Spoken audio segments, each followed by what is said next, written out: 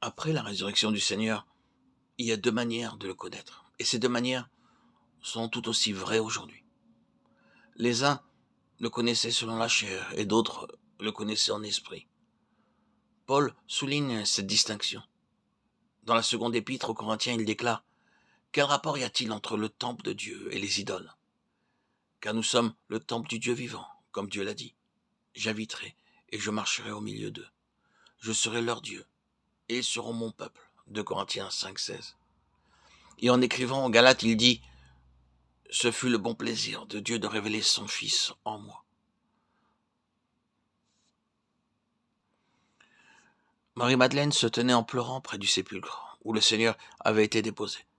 Elle regarda dans le tombeau et elle vit deux anges qui lui demandèrent pourquoi elle pleurait. Elle leur répondit: parce qu'ils ont pris mon Seigneur et que je ne sais pas où ils l'ont mis. Dès qu'elle eut prononcé ces paroles, elle se retourna et se trouva face à face avec le Seigneur. La parole déclare: elle se retourna et vit Jésus debout. Mais elle ne savait pas que c'était Jésus. Incroyable mais vrai, Marie-Madeleine, qui connaissait le Seigneur depuis des années et qui l'avait suivi de près, se trouvait face à face avec celui qu'elle connaissait et qu'elle aimait par-dessus tout. Et cependant, elle ne le reconnaissait pas.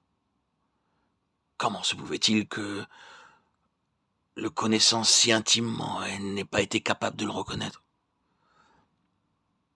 La raison en était que celui qu'elle connaissait si bien était passé par la mort et par la résurrection. Le corps naturel qui lui permettait de le connaître avec ses facultés naturelles était passé par la mort et avait été enseveli. Et celui qui maintenant se tenait devant elle, alors qu'il était toujours ce même Jésus, était maintenant le Seigneur ressuscité, qui ne pouvait être connu par aucun moyen naturel.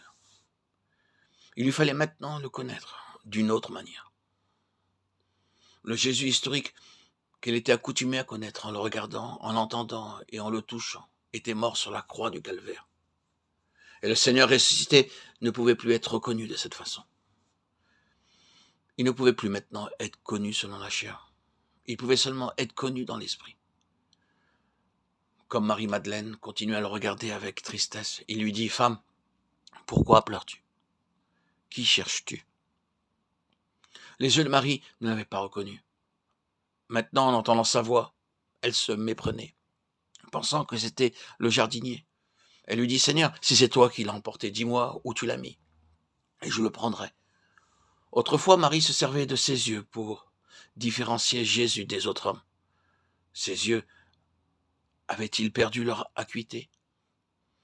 Elle avait utilisé ses oreilles pour distinguer sa voix parmi la multitude des autres voix.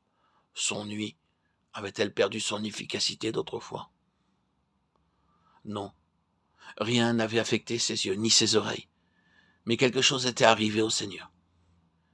Elle avait maintenant besoin de facultés spirituelles pour pouvoir le connaître d'une autre façon toute nouvelle. Alors Jésus l'appela par son nom, et lorsqu'il dit Marie, aussitôt elle le reconnut, et un joyeux rabouni se fit alors entendre. Qu'était-il donc arrivé? Le Seigneur s'était lui-même révélé à Marie lorsqu'il l'appela par son nom. Il ne lui donna aucune explication rationnelle pour lui permettre de l'identifier, mais d'une manière qui ne peut se définir intelligemment. Et il lui communiqua dans l'esprit la connaissance de cette réalité. Il était ce même Jésus qu'elle avait si bien connu. À l'instant même, sa tristesse laissa place à la joie, et elle s'empressa d'annoncer cette bonne nouvelle aux disciples.